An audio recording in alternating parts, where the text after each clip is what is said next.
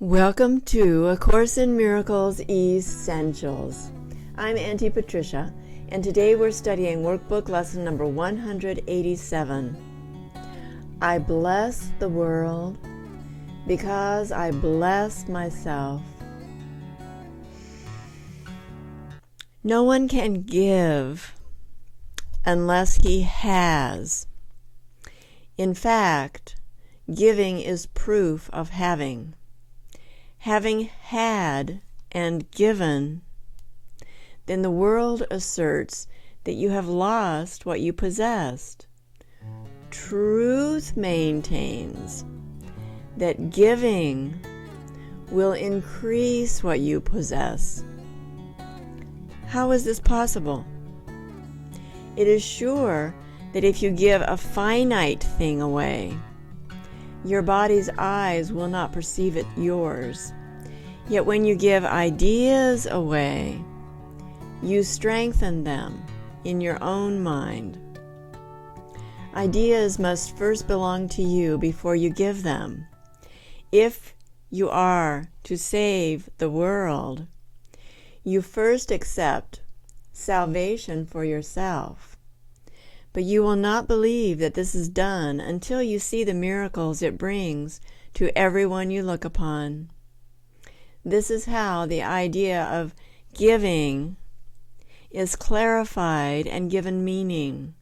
Now you can see that by your giving is your wealth increased. Protect all things you value by the act of giving them away, and you are sure that you will never lose them. What you thought you did not have is thereby proven yours. Yet value not its form, for form will change and grow unrecognizable in time, however much you try to keep it safe. No form endures. It is the thought behind the form of things that lives unchangeable. Give gladly. You can only gain thereby. The thought remains and grows in strength as it is reinforced by giving. Thoughts extend as they are shared, for they cannot be lost. There is no giver and receiver in the sense the world conceives of them. There is a giver who retains, another who will give as well, and both must benefit in this exchange. Never forget you give only to yourself.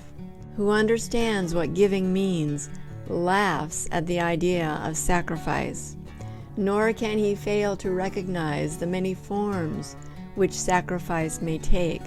He laughs as well at pain and loss, at sickness and at grief, at poverty, starvation, and death. He recognizes sacrifice remains the one idea that stands behind them all, and in his gentle laughter are they healed. Illusions recognized must disappear. Accept not suffering, and you remove the thought of suffering. Your blessing lies on everyone who suffers when you choose to see all suffering as what it is. The thought of sacrifice gives rise to all the forms that suffering appears to take, and sacrifice is an idea so mad that sanity dismisses it at once. Never believe that you can sacrifice. There is no place for sacrifice in what has any value. If the thought occurs, its very presence proves that error has arisen and correction must be made. Your blessing will correct it. Given first to you, it now is yours to give as well. No form of sacrifice and suffering can long endure before the face of one who has forgiven and has blessed himself. The lilies that your brother offers you are laid upon your altar with the ones you offer him beside them. Who could fear to look upon such lovely holiness? The great illusion of the fear of God diminishes to nothingness before the purity that you will look upon here. Be not afraid to look. The blessedness you will behold will take away all thought of form and leave instead the perfect gift, forever there, forever to increase, forever yours, forever given away.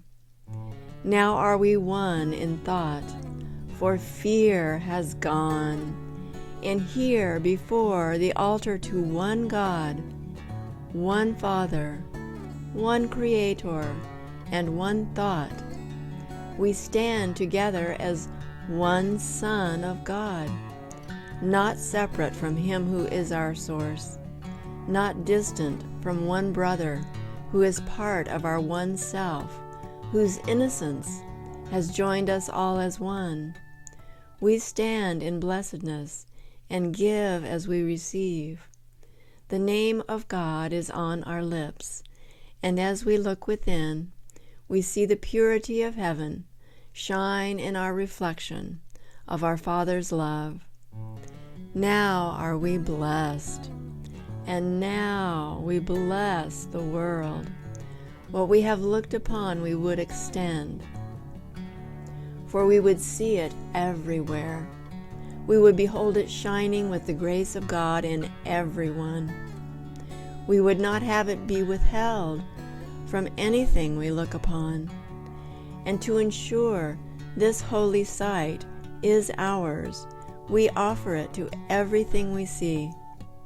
For where we see it, it will be returned to us in the form of lilies we can lay upon our altar, making it a home for innocence itself, who dwells in us and offers us his holiness as ours. So thank you for coming today, and please come back tomorrow for lesson number 188.